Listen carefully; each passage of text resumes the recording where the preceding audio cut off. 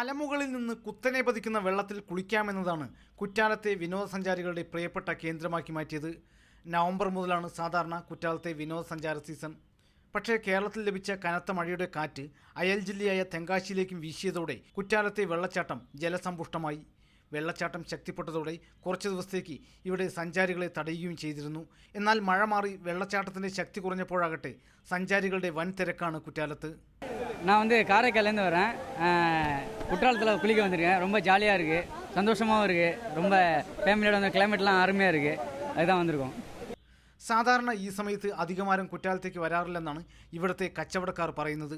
പക്ഷേ മലമുകളിൽ നിന്ന് വെള്ളം കുത്തിയൊഴുകാൻ തുടങ്ങിയതോടെ തമിഴ്നാടിൻ്റെ പല ഭാഗത്തു നിന്നും വിനോദസഞ്ചാരികൾ കുറ്റാലത്തേക്ക് ഒഴുകുകയായിരുന്നു. ഓഫ് സീസണാണെങ്കിലും കുറ്റാലത്ത് സഞ്ചാരികൾക്ക് കുറവൊന്നുമില്ല. സ്ത്രീകളും കുട്ടികളും അടക്കമുള്ളവർ ഇപ്പോഴും ഇവിടെ കുളിക്കാനായി എത്തിക്കൊണ്ടിരിക്കുന്നു. കുറ്റാലത്ത് നിന്ന് cameraman GLV പ്രസാദിനോടൊപ്പം G Prasad Kumar, Mathrubhumi news.